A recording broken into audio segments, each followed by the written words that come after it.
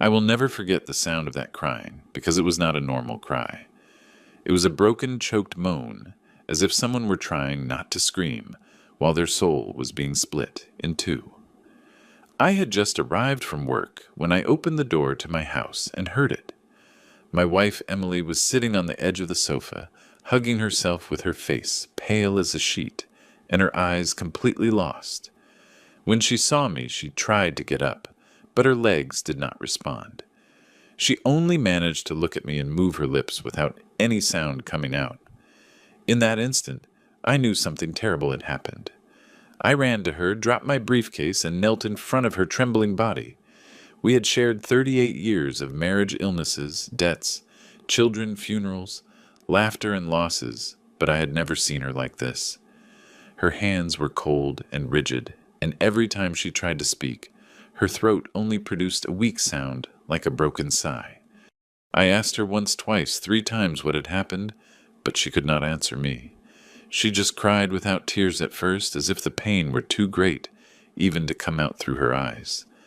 Then my daughter Sarah appeared from the hallway. She was walking fast, nervous with her cell phone in her hand. Her breathing was agitated and her hair was messy.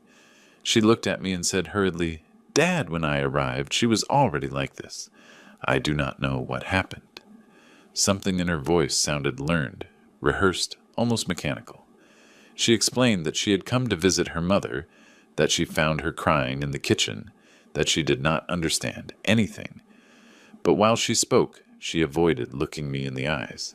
That detail, so small, was the first one that made me feel that something did not fit. But before continuing, I would like to know if you subscribe to the channel William's Revenge Stories and if you liked the video. This helps me see that you support me and enjoy my stories. Now let us continue. I helped my wife lie down on the sofa. I brought her water, took her pulse, and arranged a blanket over her shoulders. She tried to say my name several times, but every attempt ended in a voiceless sob. My daughter Sarah moved from one side to the other, excessively attentive to correct. She prepared tea, picked up things that no one asked her to, and spoke non-stop about unimportant matters. I watched her in silence. Something inside me, an old intuition that I thought I had lost over the years, began to wake up slowly. Several minutes passed until my wife managed to utter a few words. Her voice was barely a thread, but enough to break my heart when I heard her whisper, "I am afraid." Only that. She did not say why, she did not say of whom, only fear. I took her face between my hands and forced her to look at me. She had a barely visible bruise on her left wrist, clumsily hidden under the sleeve of her sweater. My daughter stepped forward immediately and said, "Surely." She hit herself without realizing it. "Dad, lately she trips a lot. That excuse fell on me like a slap in the face. Did you touch her?" I asked her without raising my voice. My daughter froze for just a second, but it was enough for me to notice. Then she composed herself, offended. "How can you say that, Dad?" She responded, bringing her hand to her chest. "I would never hurt my mother." My wife from the sofa began to cry harder. I hugged her with one arm, and with the other, I kept looking at my daughter without saying anything. I did not argue, I did not accuse, but inside me something began to break slowly, like a crack that opens without making noise. I took Emily to our room so she could rest. I gave her the medicine for her nerves that our doctor had prescribed months ago. While she fell asleep, still trembling, I returned to the living room. Sarah was still there, sitting looking at her cell phone with apparent tranquility. I asked her to leave. She said she preferred to stay in case something happened. Her insistence made me uncomfortable more than I could explain. I waited for her to go to the bathroom for a moment. Then, without wasting time, I walked straight to the small room where the security camera system is located, which I installed years ago after some robberies in the neighborhood. I never thought I would review those recordings looking for someone of my own blood. My hands were shaking when I turned on the monitor. I reviewed the recording from the morning, then the one from noon. Everything seemed normal until I reached an exact strip of 38 minutes where there was absolutely nothing. The image froze. The clock kept moving forward, but there was no movement. There were no records. Nothing. That had never happened before. I advanced a few more minutes, and the image came back suddenly. The first thing I saw was my wife on the kitchen floor, curled up, holding her arm. Then I saw my daughter walking fast toward the door, fixing her hair, breathing heavily. The scene lasted only seconds. I felt my blood turn into ice. I rewound the video several times, but the missing section did not appear. It had been deleted with full intention. I did not doubt it. I turned off the monitor and leaned against the wall. My chest hurt, not from a heart attack, but from something worse, betrayal. I went back slowly to the living room. My daughter had come out of the bathroom and asked me if everything was okay. I looked at her for a long time before answering.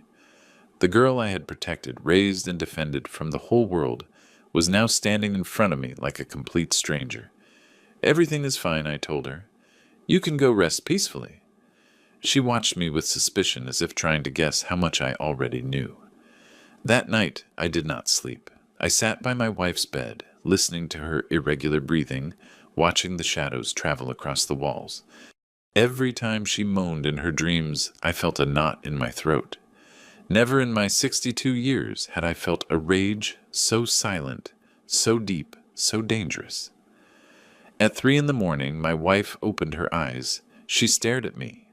This time she did manage to speak very slowly, as if every word cost her a piece of life. "Do not trust her," she whispered. I brought my face close to hers. "Tell me what happened," I asked her. Her lips trembled. "She forced me," she said. "She pushed me. She screamed at me. I did not want to sign." Sign. That word lit a brutal alarm in my mind. Sign what? Softly from outside. "Dad, is everything okay?" My wife went mute. Terror took over her face again. I squeezed her hand tightly. "Yes," I answered. "Everything is okay." My daughter left. I looked at my wife again. Tears were now running uncontrollably down her cheeks. "Tomorrow I will tell you everything," she murmured. "Now I am afraid." "No one is going to touch you while I am alive," I promised her in a low voice. And while she went back to sleep, I made a decision that would change our lives forever, to pretend I knew nothing until I found the complete truth. Because what had happened in those 38 minutes erased from the cameras had not only destroyed the peace of my home, it had unleashed the worst betrayal a father can face. And this was just the beginning. At dawn, the house smelled of medicine, cold coffee, and old fear. My wife was still asleep, with a frown even in her sleep, as if her body did not dare to rest completely. I remained seated by her side until she opened her eyes. When she did, she looked at me with that tired tenderness that only shared years give, and for a moment I thought everything had been a nightmare. But the bruise on her wrist was still there, dark, undeniable. "How do you feel?" I asked her in a low voice. "Tired," she responded, and ashamed. That word hurt me more than any blow. "You have nothing to be ashamed of," I told her. "The one who should feel shame was not you." She did not want to keep talking. Her silence was a wall built by terror. I decided not to pressure her. I prepared breakfast, taking care not to make noise.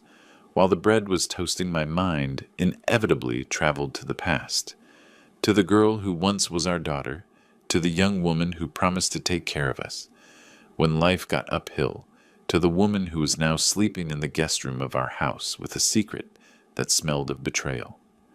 Our daughter was always strong. Since she was little, she had character, a firm way of walking through the world, as if nothing could knock her down.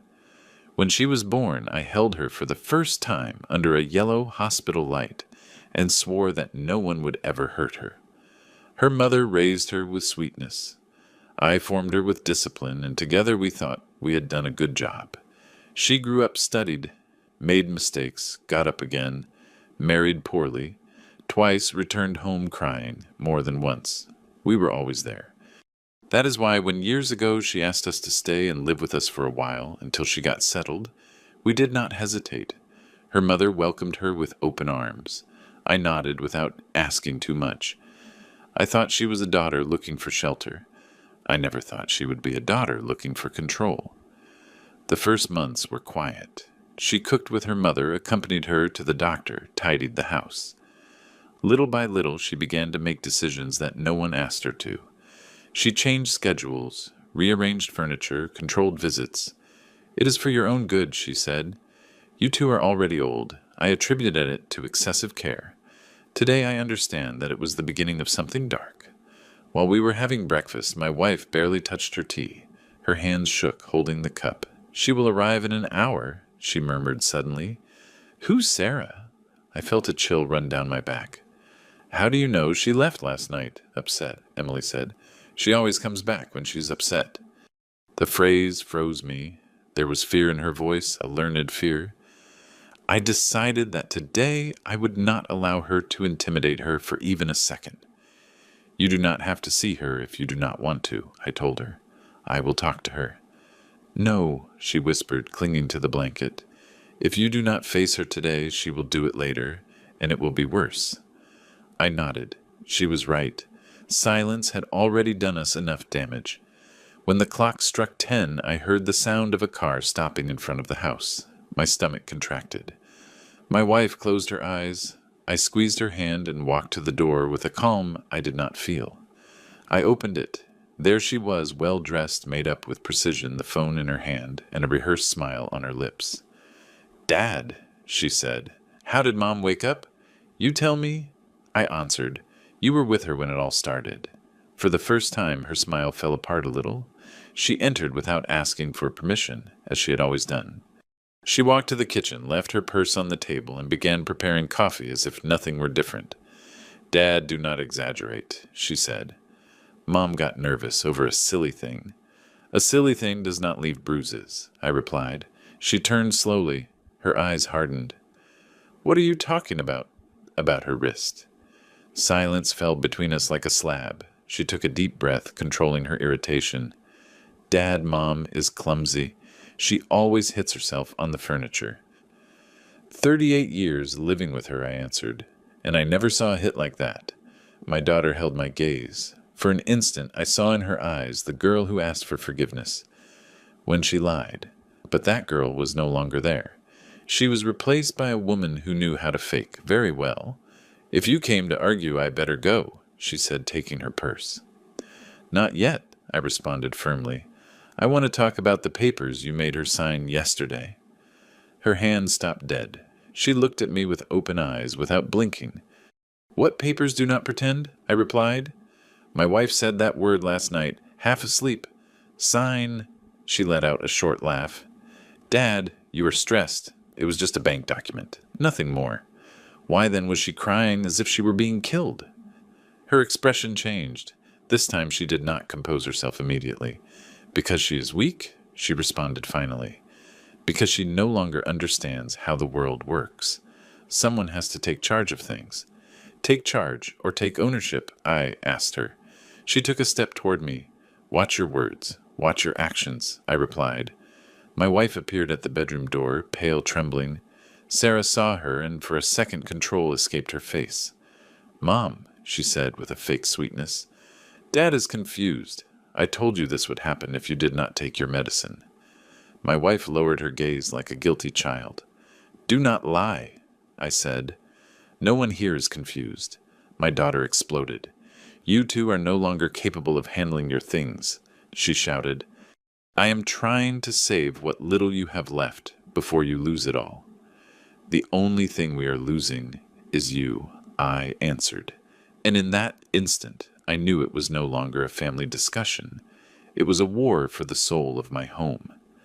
After that argument, the air in the house became unbreathable. My daughter walked from one side to the other with short, nervous steps, like a caged beast. My wife remained standing by the bedroom door, not daring to enter or leave, trapped between fear and guilt. I felt like a stranger in my own home, as if every piece of furniture, every wall, every object had changed owners without me noticing.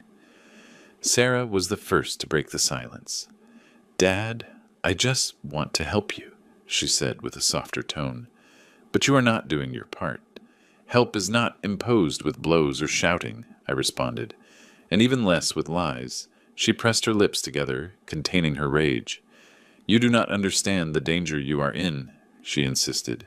"If we do not sign soon, everything you have can be lost." "Lost to whom?" I asked. She did not answer. She limited herself to taking her purse and walking toward the door. "I am going to come back later," she said, "when you are calmer." Upon leaving, she did not slam the door. She closed the door with disturbing care. That gesture shook me more than any scream. Her calm was fake, built on a dangerous intention. My wife began to cry in silence. I hugged her. I felt her small body trembling against mine. "You should not have confronted her like that," she whispered. "Now she will be worse." "Worse than what she already did?" "No," I answered with a knot in my throat, "but I can no longer keep quiet." I took her to the sofa and sat beside her. Her hands were freezing. "Tell me," I asked her. "Everything. From the beginning." She shook her head slowly. "No, not now. If I say it out loud, it will be real." "It is already real, my love," I said. "And as long as you keep it, she will continue to have power over you." My wife closed her eyes. Tears slid down her cheeks slowly. "It started months ago," she whispered. "First with words, then with screams, then with threats. She told me that you were old, that soon you would not be able to decide anything that I had to sign to protect you. I did not understand anything. Every time I asked, she got upset. What did she want you to sign? I asked. House papers, bank papers, powers of attorney, she said. She said it was for your own good. I felt a frozen void in my chest. You never told me anything, I murmured. Because she forbade me to do it, she confessed.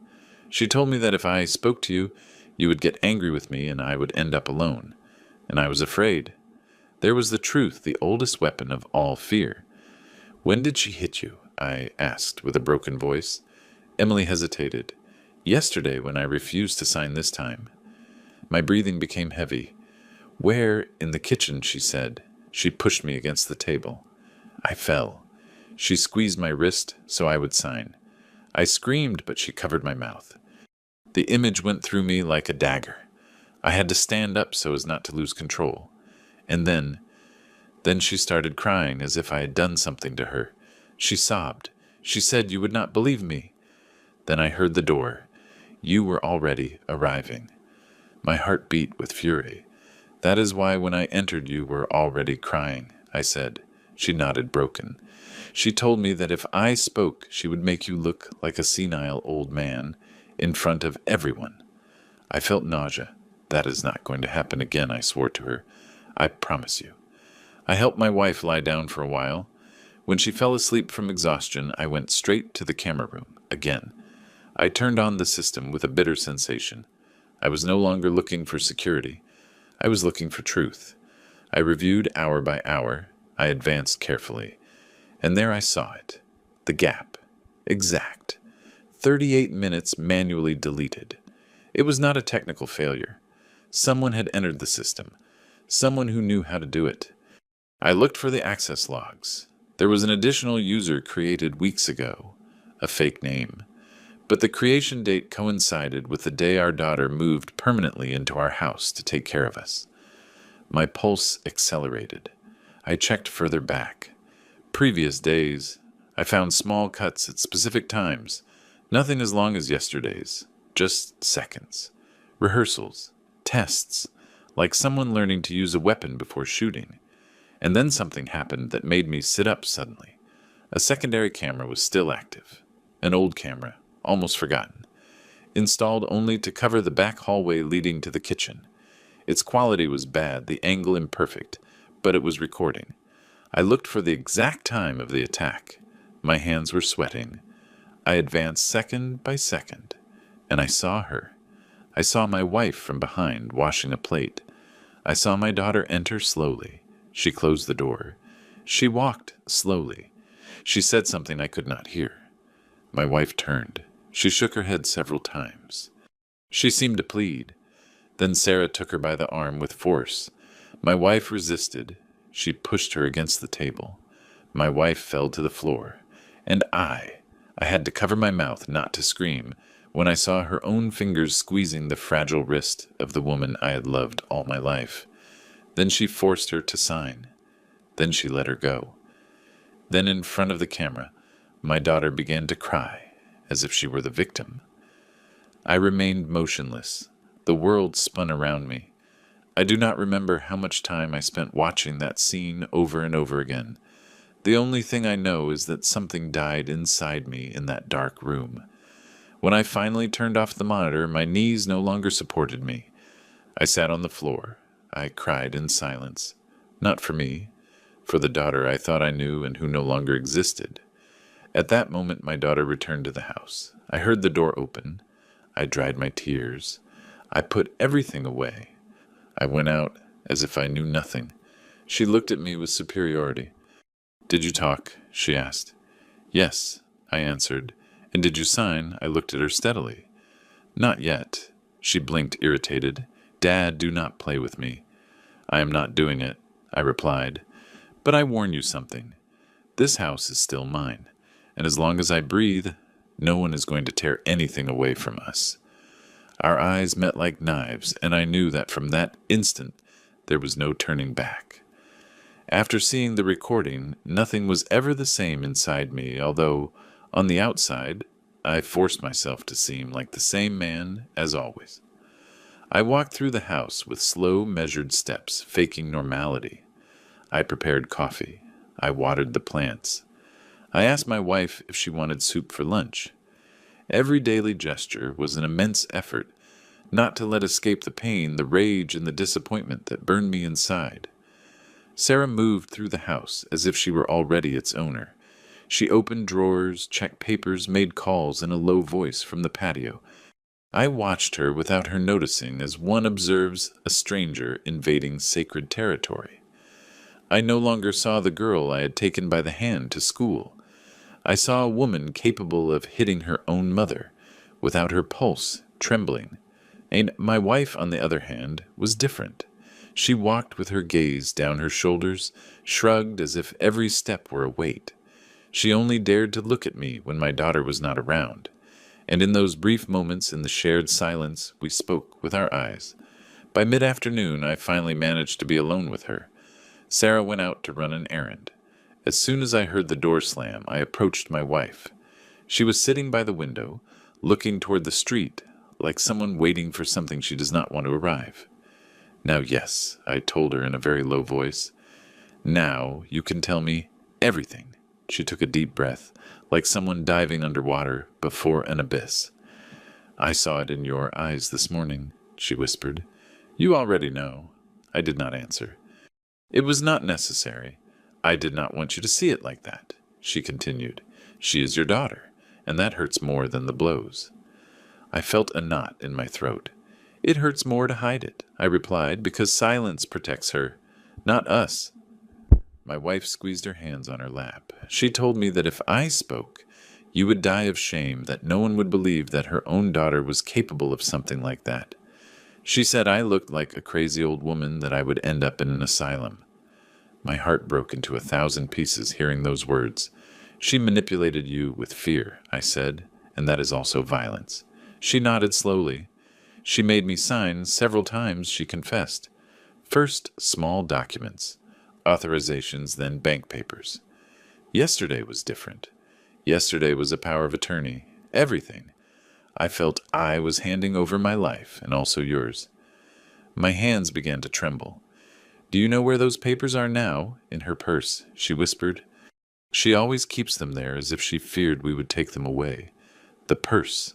I remembered how many times I had seen my daughter guard that purse with excessive zeal. Now everything made sense. "Does anyone else know what is happening here?" I had asked. She denied. "Only you." "Then you are going to trust me without hesitation?" I asked her. "Whatever happens, do not face her alone. Do not answer her. Do not sign anything. I will take care of everything." She hesitated for a few seconds. Then she looked me in the eyes with a firmness I had not seen in years. "Okay."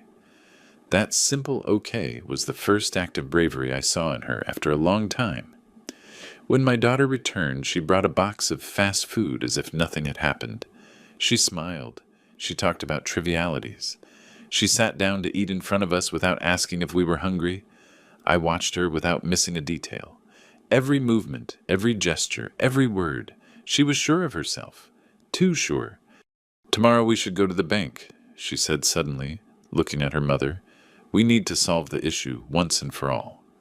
My wife lowered her gaze. "I do not feel well," she responded in a low voice.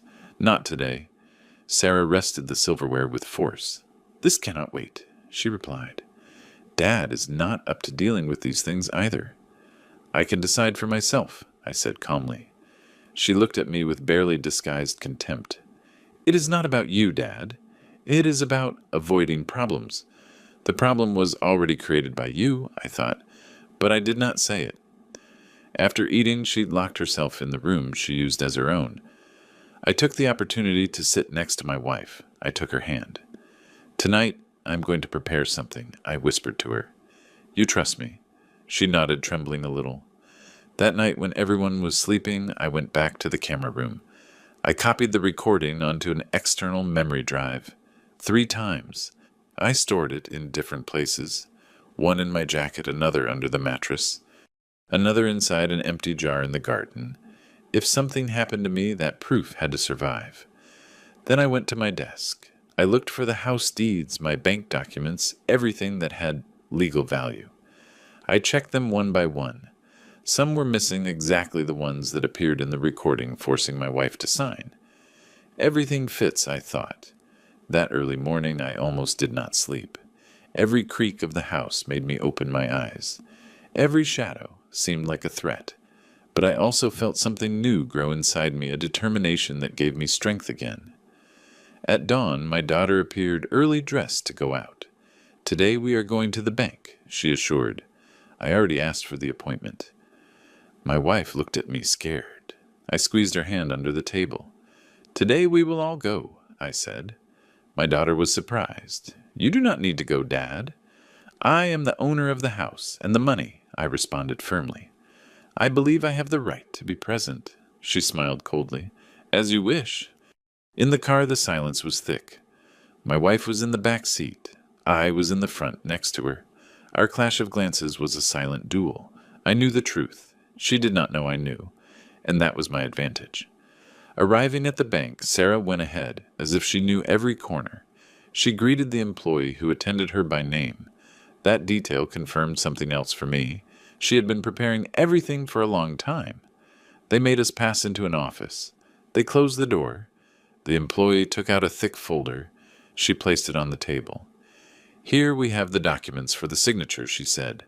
"Total power of attorney, asset administration, legal representation." My wife trembled. I rested my hand on hers. Before signing anything, I said with a firm voice, "I want to see every sheet calmly." My daughter frowned. "Dad, this is already discussed." "Not with you," I interrupted her. "With the law." A tense silence fell. I reviewed every page slowly.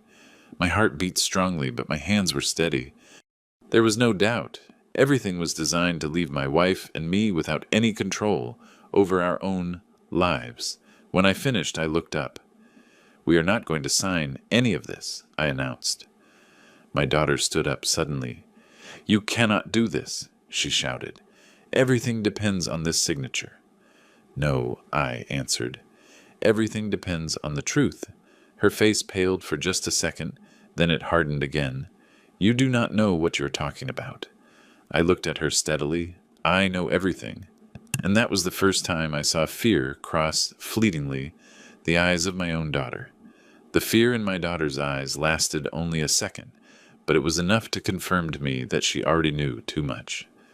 She lowered her gaze, took a deep breath, and put back on the mask of security she also knew how to use. The bank employee looked at us without understanding the tension that was breathed in that closed office where not only papers were disputed, but entire destinies. "Dad, you are exaggerating," she said with a forced calm. "Mom accepted all this months ago. I do not understand. Why now she acts surprised?" My wife shuddered beside me. I squeezed her hand tighter. She accepted under pressure, I responded, and that invalidates any signature. The bank employee frowned, uncomfortable. Sir, if there is any family conflict, perhaps you should resolve it outside the institution. No, I interrupted her. This is going to be resolved right here. I looked directly at my daughter. Tell her the truth, I ordered her. Tell her now.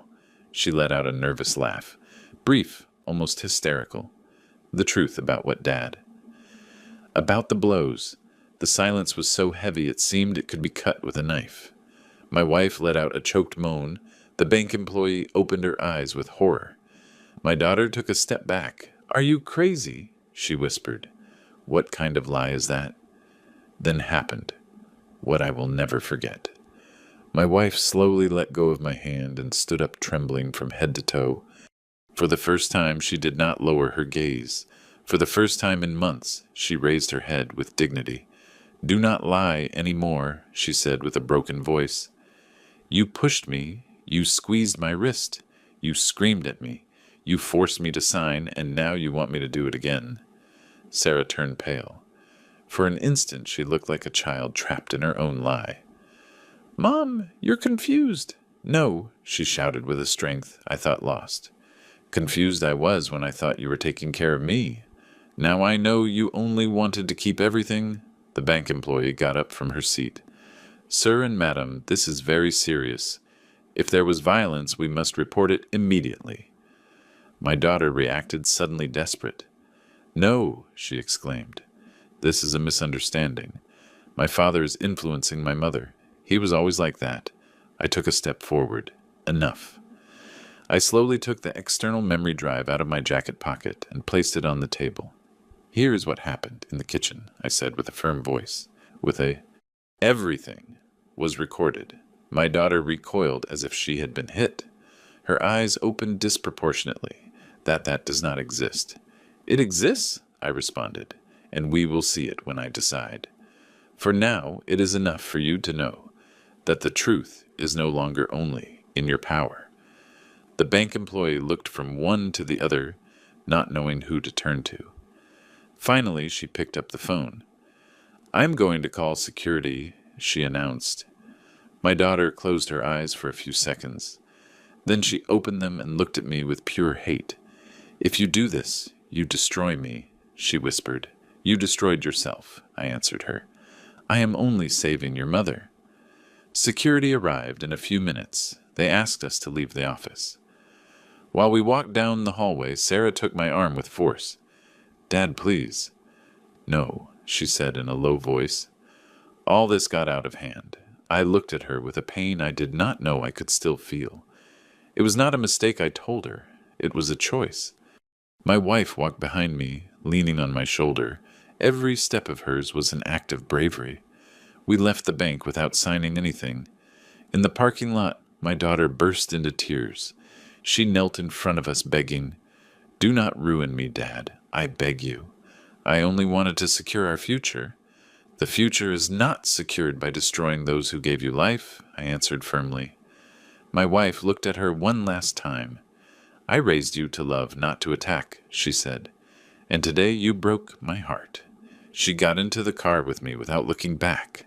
In the rearview mirror, I saw my daughter left alone in the middle of the parking lot, crying, defeated for the first time. On the way back home reigned a silence loaded with emotions. I felt that something huge had broken, but that paradoxically we had also taken the first step toward freedom. When we arrived, I helped my wife lie down. She was exhausted physically and emotionally. I sat next to her and brought her a glass of water. Thank you for defending me, she whispered. I thought I would die with this kept inside. I hugged her with all my soul. Never again will you be alone. She closed her eyes. I stayed watching her for a long time. I knew it was not over yet. I knew my daughter would not accept defeat so easily, and I was right. The phone rang that same night. It was Sarah. If you continue on this path, she said, without beating around the bush, I am going to tell everyone that you are out of your mind, that you mistreat Mom, that you invented that recording. Do it? I responded. The truth does not break with lies. She hung up without saying more.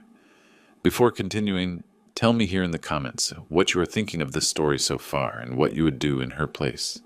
Do not leave the video because what comes next will give you goosebumps. That same night, while everyone was sleeping, I heard noises in the patio. I got up in silence and looked through the window.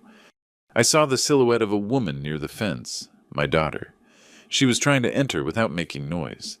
I took the phone and recorded. I saw her force the lock of the outdoor shed where we keep tools. I saw her search drawers, look for something. I knew perfectly what. My documents, the memory drive, any proof. I did not go out. I did not stop her. I let her act. When she realized she would find nothing, she fled. The next day, my wife woke up with new messages from her daughter. Insults, threats, pleas, promises, a whirlwind of manipulation that confirmed everything I already knew. Then I took the definitive decision. I kept all the evidence. I called a lawyer. And for the first time in my life, I understood that to save who you love, sometimes you must face the monster you yourself helped raise. The war was no longer silent. It had begun. That day, after my daughter's attempt to enter the patio, the silence of the house was no longer a refuge but a territory of surveillance. Every noise, every shadow, every vibration of the cell phone made my heart race. My wife did not stop shaking all morning. I feigned calm on the outside, but inside my mind did not stop. I knew we were no longer a family in conflict. We were two elderly people trapped in a dangerous game where betrayal bore our own last name. When my wife finished breakfast, I helped her sit on the sofa. I offered her medicine. Her hands were shaking so much I had to hold the glass for her. "Will she come again today?" she asked me in a whisper. Maybe I responded. But today we are no longer defenseless. She did not ask what I referred to. She knew something had changed inside me, and she also knew that change was irrevocable. I waited for her to fall asleep. Then I went straight to my desk.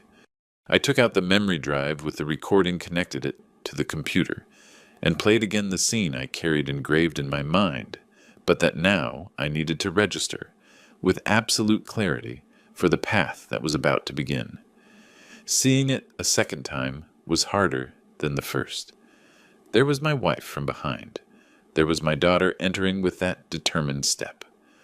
I saw when she took her by the arm. I saw when she pushed her. I saw when my wife tried to protect herself with her hands. I saw when she forced her to sign. I saw when she faked the crying. Every second went through me like a slow stabbing. I did not turn off the video until the end. I needed to record every gesture in my memory, because that image would be the compass of everything I did from then on. I copied the file onto 2 more memory drives. One I hid inside the toilet tank in a sealed plastic bag. The other I put inside an old accounting book that no one had touched for years.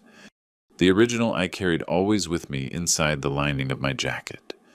I knew my daughter would not stop. I knew she would return. And I also knew that every move of hers could become her own sentence if I was patient enough. That same day in the afternoon, my daughter called. "Dad," she said with a voice more docile than normal, "I want to talk properly with you two, without shouting, without drama." "You can come," I responded. "But with respect, I always respect you," she answered with a fake laugh. I hung up without arguing. She arrived at sunset. She brought a bag with fruit, as if she wanted to pretend that a normality still existed between us. My wife became rigid as soon as she saw her. I stepped forward. "Mom is tired," I told her. "You will talk to me." My daughter pressed her lips together but nodded. We sat face to face at the table. For the first time in many years, I looked at her without the filter of love. I looked at her as one looks at a stranger. "Dad," she began. "All this got out of control. Yes, but we can fix it. You keep the recording, I destroy those papers, and we pretend nothing happened. And who erases your mother's fear?" I asked. She lowered her gaze. It was a moment of anger, nothing more. "No," I responded. It was violence. And violence is not a mistake. It is a decision. My daughter got up from the chair. You do not understand anything she said, exalted. I was just protecting what is ours. The house is not yours, I answered her. The money is not yours, and your mother is not your possession either. Hate returned to her eyes. Sooner or later you will lose everything, she spat. You are old, Dad. The world is no longer for you. I felt deep pain, not for the insult, but because I knew that was her true way of thinking for a long time. If that is the world you built, I told her, I prefer to stay out of it. She approached me dangerously. What are you going to do? She whispered. Denounce me. Put me in jail. I am going to do justice, I responded calmly, even if that breaks my soul. She held my gaze for a few seconds. Then she turned abruptly and left without saying goodbye. My wife cried when I closed the door. Is she going to hurt us? She asked with a broken voice. I hugged her tight. She can no longer. But I knew that although she could not touch us physically again with the same ease she still had, resources, lies, contacts, and a dangerous rage. That night we slept with the living room light on. The next day I received a notification from the bank. Someone had tried again to schedule an appointment using my wife's data. That person was, of course, our daughter. She did not call her. She did not scream at me. She went to the next level. Then I understood that it was no longer enough to wait for her to make more mistakes. I had to bring her closer to the exact place where she herself would expose herself completely. And for that, I needed something more than evidence. I needed witnesses. I called my younger brother. We had not spoken of deep family matters for years. I need you to come home, I told him, and bring a trusted lawyer. What happened? He asked, alarmed. Our daughter crossed a line that has no return. He kept silent for a few seconds. I am coming immediately. I hung up, feeling a huge weight on my chest. That would no longer be resolved only between four walls. Now the full last name would be exposed. That afternoon, while I waited for my brother, I went to the camera room for the last time in calm. I reviewed all the deleted files. I looked for traces. I found something else. Several recent external connections. Unknown addresses. Someone had accessed the system from outside the house. My daughter was not alone in this. That discovery froze my blood. She not only wanted our house, she had built something bigger, something dirty, something that now began to come to light. My brother arrived at nightfall, accompanied by a young, serious lawyer with a firm gaze. I told them everything without omitting a single detail. I showed the recording. My brother brought his hands to his face, seeing his niece hitting his sister-in-law. This is extremely serious, said the lawyer. We have a clear criminal case. My wife listened from the sofa, crying in silence. What will happen to her? She asked with guilt. The lawyer was honest. It will depend on what happens from here on out. But this is no longer just a family conflict. This is a crime. My brother took me by the shoulder. You did well not to keep quiet this time. I nodded, although inside I felt devastated. That same night we made the first legal decision, and I knew that what would come next could no longer be stopped. Because when justice begins to walk, no one can push it to go back. The day after my brother and the lawyer's visit dawned with a gray sky that seemed to reflect exactly what I carried inside. My wife did not want to get out of bed. Her eyes were swollen from crying so much and her body exhausted from weeks of accumulated tension. I did not force her. I prepared a hot infusion and sat by her side. None of this is your fault, I told her. Nothing.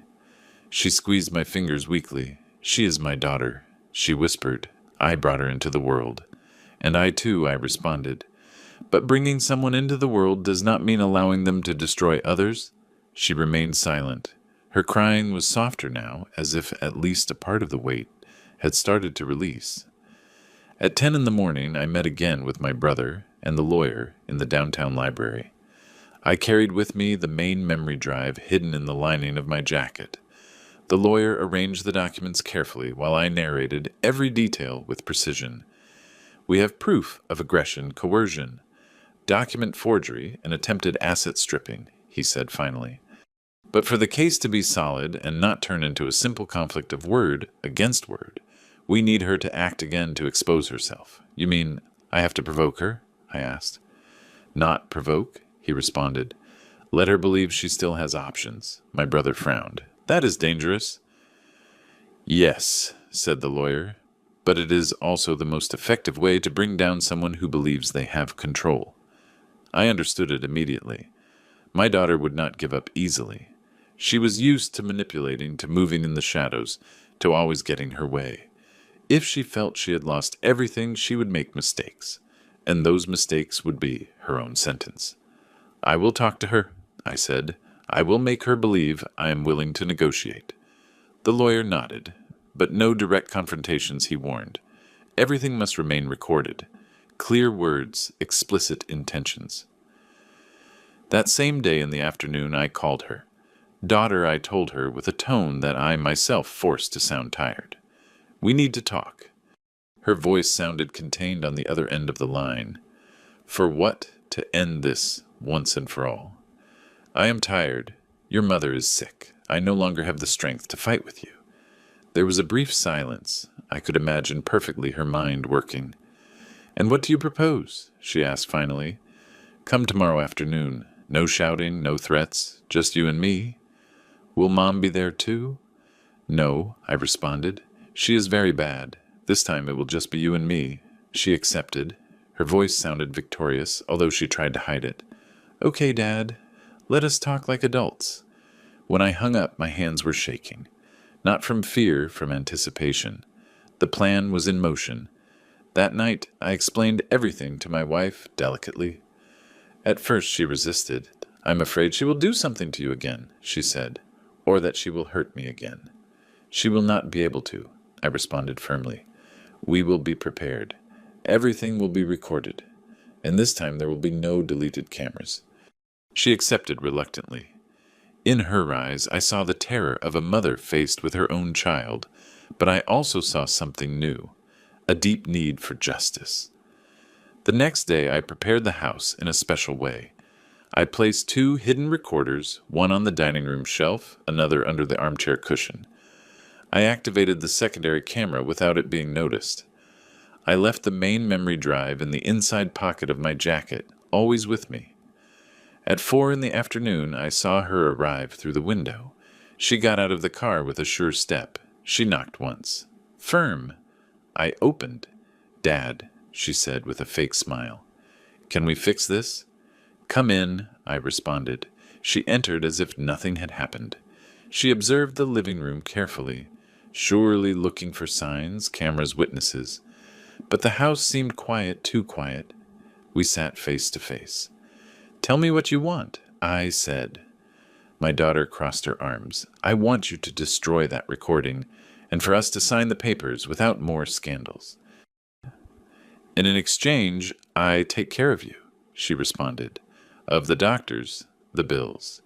You will live peacefully without worries. Or without rights, I asked. She narrowed her eyes. Dad, you are an old man.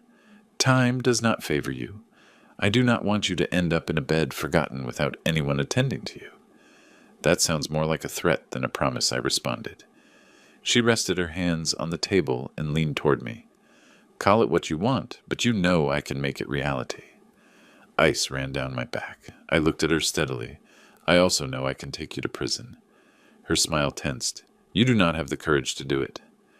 You are wrong, I said. I was just missing one more proof, she frowned.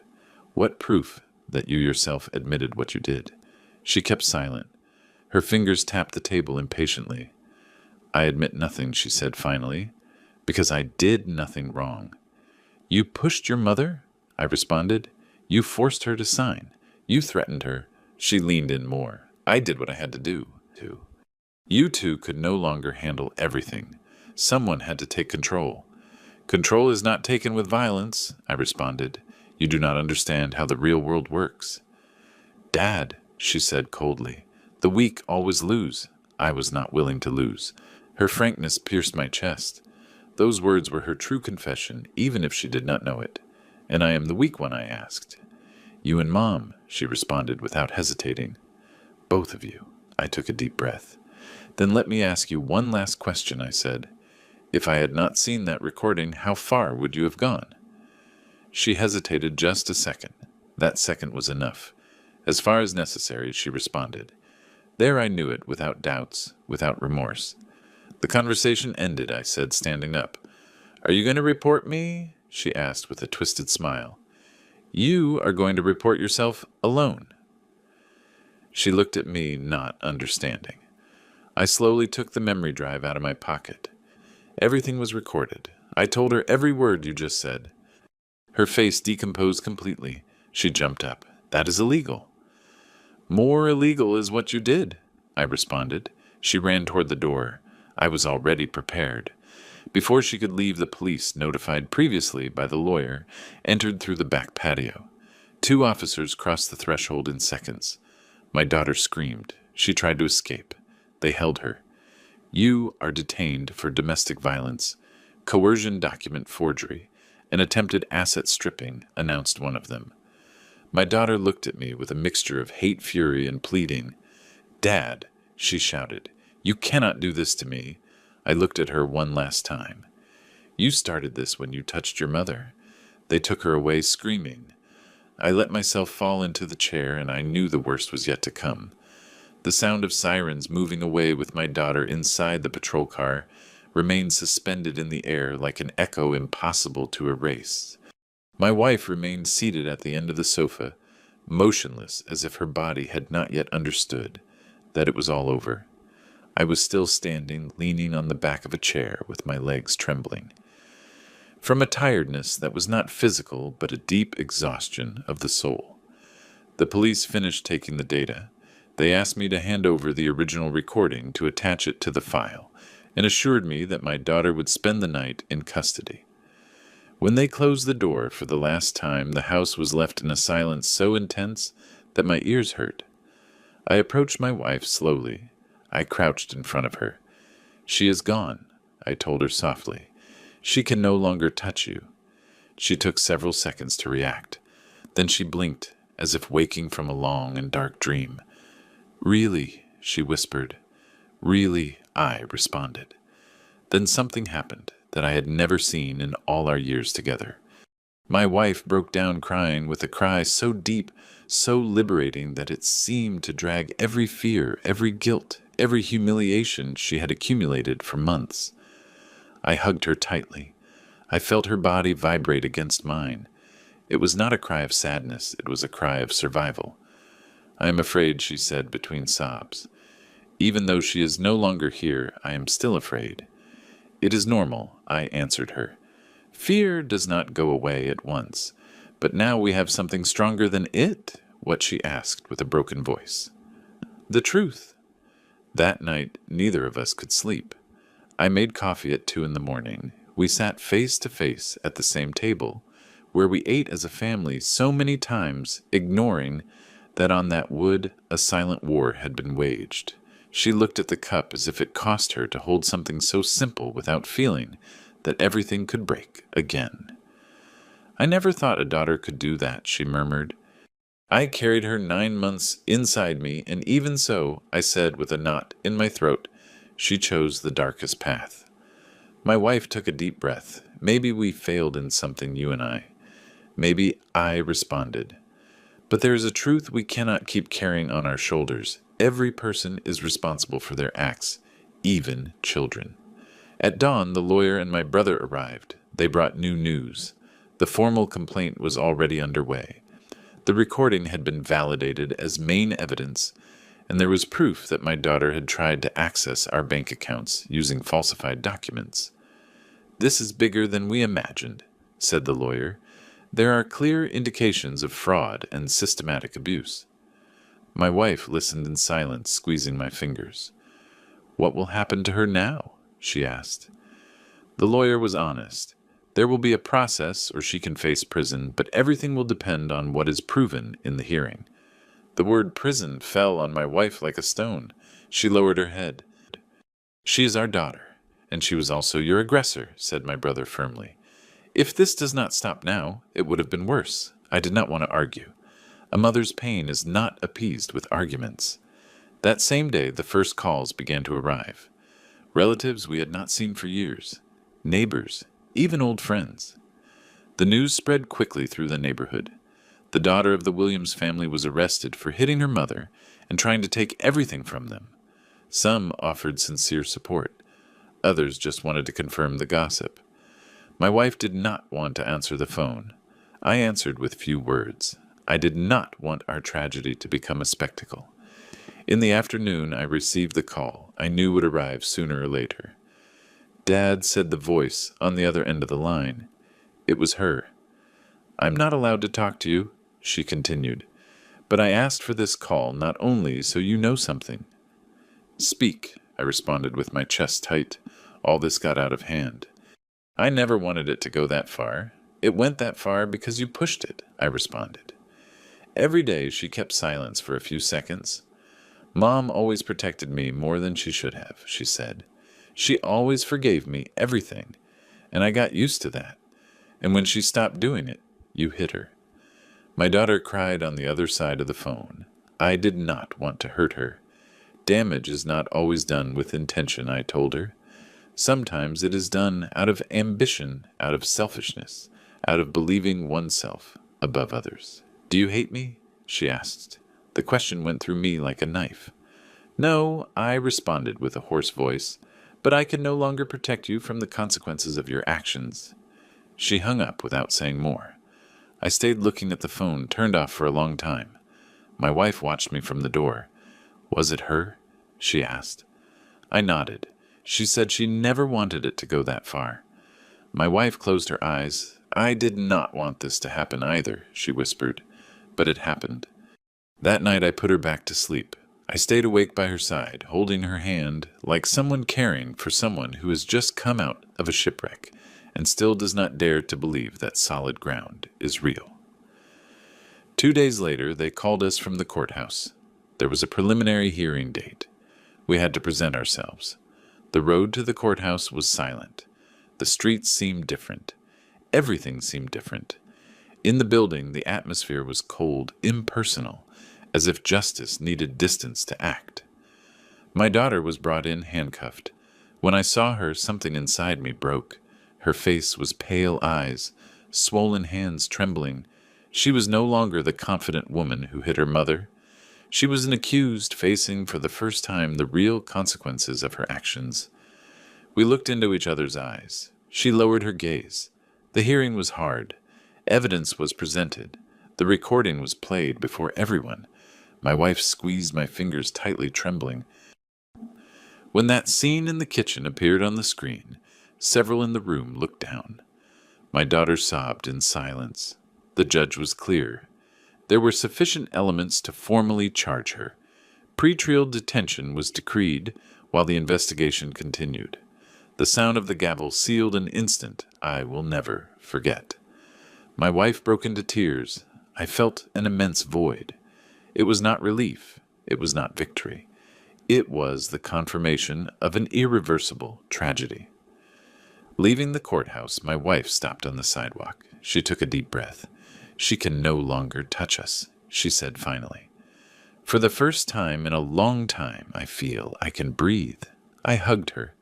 Me too, but inside me I knew that the hardest part of all still remained. Learning to live with the wound that love leaves when it becomes a weapon. And that learning was yet to begin. The days that followed the hearing were strange, as if time had changed rhythm. My wife woke up startled in the middle of the night, believing she heard our daughter's voice in the house. I got up immediately. I turned on the lights, checked every corner. Everything was always silent. But fear, when it has lived too long inside a person, does not leave so easily. We received visits we never imagined. Brothers, cousins, old acquaintances. Some came to support us. Others came moved by curiosity. I learned to recognize quickly who arrived with an open heart and who only sought to feed their morbid curiosity. The latter I dismissed with politeness and firmness. We had already been exposed too much. The lawyer called us on the third day. The investigation was advancing fast. They had found attempted bank transfers, loan applications in our name, and previous contacts of my daughter with a corrupt manager. That was no longer just a case of family violence. It was a web of deceit that had been woven for months. This was not impulsive, the lawyer told us. She planned everything with a lot of time and anticipation. My wife listened with pressed lips. I saw how every word hit her, like a truth she was not yet ready to assimilate completely. "And now what will happen?" she asked with a trembling voice. "Now the formal process begins," he responded. "There will be hearings, witnesses, psychological expertise. You will have to declare." My wife shuddered. I do not want to see her again." "You will not see her directly if you do not want to," he reassured her. "The law protects you." That night while we dined in silence, my wife broke down crying suddenly. "I still dream of her as a child," she told me. "I see her small, with the red ribbon in her hair, running through the patio. And then I wake up and remember everything, and I feel my heart cannot handle so much." I took her face gently. "No one can stop loving from one day to the next," I responded. "Love does not disappear by decree, but that does not mean we must allow that love to destroy us." She closed her eyes and rested her forehead on my chest. "I'm afraid I have created a monster." "No," I told her, "you created a daughter. What she became later was her choice." Days later, I received another call from the jail. It was our daughter again. I hesitated a few seconds before answering. Finally I did. "Dad," she said with a dull voice I almost did not recognize. "Mom, how is she?" "She is alive," I responded. That is already saying a lot. There was a sob on the other side. "I never wanted to kill her." "But you broke her inside," I told her, "and that also leaves wounds that sometimes do not heal." She kept silent. "Dad, I am afraid," she whispered. "Here everything is different. Everything is dark. I do not belong in this place." "You do not belong to the place where you were either," I responded with sadness. "You yourself walked away from it." "Are they going to condemn me? That will be decided by a judge," I said, "not me." "Will Mom say something against me?" I looked at my wife, who was listening from the other room without saying a word. "Mom will tell the truth," I responded. "And the truth, daughter, this time is not on your side." The call cut off with a long sob. I stayed looking at the phone with the bitter sensation of having definitely buried something that could no longer be saved. A week later came the day of our declaration. The judge received us in a small, sober room. My wife was pale, nervous, but firm. I remained by her side, holding her hand. When they asked her to relate what happened, her voice trembled at first. Then she became firmer. She told every blow, every threat, every forced signature. She spoke of the fear of the sleepless nights, of the humiliations. She spoke of our own house turned into a silent prison. I had never heard her speak with such clarity. When she finished, the judge remained silent for a few seconds. "What you have lived through is very serious," he said finally, "and I assure you, it will be taken into account with the full weight of the law." My wife broke down crying, but this time not from fear. She cried from recovered dignity. Leaving the courthouse, some journalists were waiting. I placed my body in front of her, protecting her from the cameras, as I had done so many times in our life against other simpler dangers. "My wife needs peace, not attention," I said firmly. "Respect that." We left in silence. With the passing of days, reactions began to arrive from people I never imagined would take sides. Some aunts defended our daughter, saying we were exaggerating, that pressure had led her to make mistakes, that all families have problems. But others, many more, supported us. Neighbors, friends of years, people who had noticed changes in my wife and never dared to ask. My brother stayed several days with us. He helped us organize papers, block accounts, cancel false documents. Little by little, the sensation of threat was receding. The house returned to feeling slowly like a home. Until one afternoon, a letter arrived from the courthouse. My wife looked at me, nervous, seeing it. "Open it, you," she asked me. I did it with firm hands. It was the formal request for expanded testimony. Our daughter had decided to defend herself, alleging that my wife was psychologically altered. and that I had manipulated her to take revenge for old grudges. My wife brought her hand to her chest. "You see," she whispered, "she still wants to destroy us." I hugged her tightly. "She can no longer," I told her. "Now the truth speaks, and the truth does not need to shout to impose itself."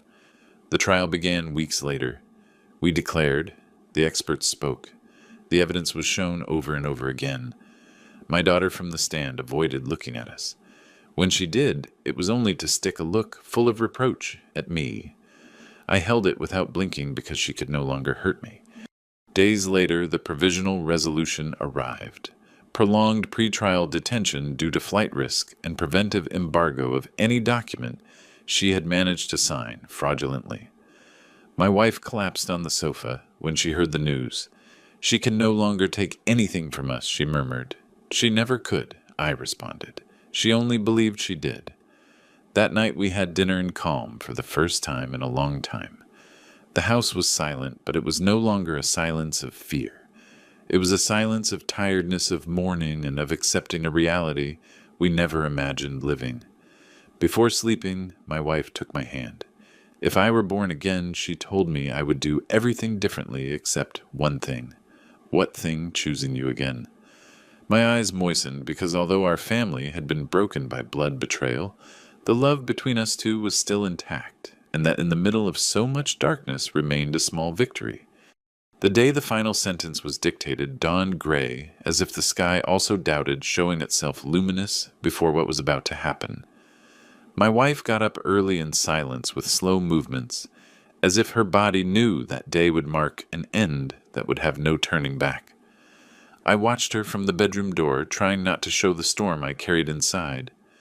We had waited for that moment for weeks, but being close to something does not make it lighter. Sometimes it makes it even heavier. We prepared without saying almost a word. I served her coffee. She barely tasted it. Leaving the house, she looked one last time towards the interior, as if she feared not recognizing herself in that place, after what would come. I took her hand tightly. We did not need to speak to know that we both felt the same: fear, guilt, sadness, and a small hope for peace. The courthouse was full. The air was tense, loaded with whispers. When we entered the room, my heart began to beat in my chest, with a force that made me fear for my own heartbeats. My daughter was already there, dressed in sober clothes, hair tied back, face pale. She did not look like the same woman who had screamed, threatened, and hit. But I knew that was just another of her masks. I avoided looking at her. My wife could not. When their eyes met, I saw how her body shuddered. I hugged her by the shoulders, not allowing her to retreat. She had to be there not as a silent victim, but as a woman who had decided to face her truth. The judge spoke with a firm tone. The charges were read: domestic violence, coercion, document forgery, attempted asset stripping. Every word was like a hammer falling on a story that should never have been written like this. Then they gave the floor to my daughter. She stood up with trembling hands. Her voice at first was barely a whisper. She tried to justify herself. She spoke of stress, of economic problems, of feeling alone, of having carried too much responsibility. She said she never wanted to hurt her mother, that it just got out of hand. I listened to everything without interrupting. Part of me wanted to scream that she was lying. Another part, much more tired, just wanted it to end. When it was my wife's turn to speak, time seemed to stop. She walked slowly to the front. I felt her hand tremble inside mine before letting go. I thought she would not be able to do it. I thought she would break, but no. She raised her head and spoke with a weak voice. Yes, but clear, firm. Every word was a declaration of dignity. She told everything from the first push to the last threat. From the moment of being left alone to the terror of signing without understanding. She did not adorn anything, she did not exaggerate. She just told the truth. And the truth, when finally pronounced, weighs like a rock, I declared after. I spoke of the recording of the documents, of how I saw my own daughter force her mother to sign something she did not understand. I did not cry. I did not shout. Every word cost me my life. But I knew I had to say it with serenity, Because justice does not need rage, it needs facts. The judge asked for a recess. The silence in the room was brutal. The nervous breathing of those waiting could be heard. My wife did not stop squeezing a small rosary between her fingers. I looked at the floor, trying not to fall into the abyss of memories. When the judge returned, we all stood up. I felt a strange vertigo as if my whole body rejected that instant. Then I heard the words that would change our lives forever. My daughter was declared guilty, guilty of violence, guilty of coercion, guilty of fraud. The sentence included effective prison time and the annulment of all documents signed under pressure. My wife let out a moan. I held her by the waist so she would not fall. My daughter cried. Not with rage, with desperation. For the first time, her crying was no longer a tool. It was defeat. When they took her away, she crossed her gaze with me one last time. In her eyes there was no longer hate, nor defiance. Only a mute question I did not know nor wanted to answer. The door closed behind her with a dry thud that echoed inside my chest like thunder. Leaving the courthouse, my wife took a deep breath. The air seemed different, less heavy, more real. "Is it over?" she whispered. "Yes," I responded. "It is over." But it was not a happy ending. It was a necessary ending, and sometimes life only offers us that. The following days were strange. The house was calm, but a calm made of absences. Our daughter's bedroom remained closed. No one dared to enter. Finally, one afternoon, my wife asked me to do it together. We opened the door. Everything remained the same. The bed made. Her clothes in the closet. Her objects on the shelves. It was like a shrine of someone who no longer belonged to that home. My wife sat on the bed and brought her hands to her face. She cried in silence. I remained standing, not knowing what to do. There are no manuals for closing the door of the heart to a child. With time, we began to rebuild ourselves. My wife started therapy. She went back to sleeping without startles. She started walking through the garden, watering the plants, talking without fear. I watched her with a mixture of joy and sadness. I saw her reborn, and at the same time I saw the shadow of our daughter in every gesture. One afternoon, while we were drinking coffee under the sun, my wife looked at me and said, "If you had not arrived that day, I would not be here." I squeezed her hand tightly. "If you had not had the courage to speak, I would still be blind." We looked at each other in silence. Two older people who had gone through the greatest tragedy of their lives caused by someone they loved with all their soul. I knew then that true love is not naive, that loving is not allowing anything, that sometimes to save who you love, you must do it even from who hurts them the most, even if that someone carries your same blood. My wife smiled weakly. "Now I just want to live in peace," she said. "And you will have it," I responded, although we are no longer the same as before, because we never went back to being so. The price of seeing the truth was high. We lost a daughter. We lost an illusion. We lost the idea of a perfect family. But we did not lose the most important thing, life dignity, and the light we still had left. And so in that small garden where so many times the three of us had laughed, my wife and I understood that love, when it stops being blind, hurts, but also liberates. Some months have passed since that day in the courthouse. Today the house smells of coffee in the mornings and freshly toasted bread again. My wife walks more upright, sleeps without startles, and sometimes even hums old songs again while watering the garden plants. I watch her in silence, thanking every small gesture we took for granted before. It has not been easy. No wound that bears the name of a child heals quickly. There are days when she stays looking out the window with lost eyes, and I know exactly who she is thinking of. In those moments, I say nothing. I just approach and take her hand. We already learned that there are pains that are not cured with words, but with presence. Our daughter is serving her sentence. We have not seen her again. Sometimes I wonder if one day I will be able to look at her without the past going through my chest. I do not know, nor do I know if she will one day understand all the damage she caused. The only thing I know is that I did what I had to do as a husband and as a man. Today we live with less fear and with more truth. And although we lost something irrecoverable, we also saved something much more valuable: our lives and our dignity. If this story reached you, I want you to know something. It is never too late to say enough. It is never too late to protect who you love. And it is never too late to face the truth, however painful it may be. I am William, and this was my story. Subscribe to the channel so you can continue accompanying us with more real and touching stories. Like this video if this story touched your heart. Leave us a comment telling us what you thought of this story, what you would have done in my place, and from which city you are watching us. I read every message. Your support gives us strength to continue telling stories that matter. Thank you for staying until the end. Thank you for listening. Thank you for not looking the other way.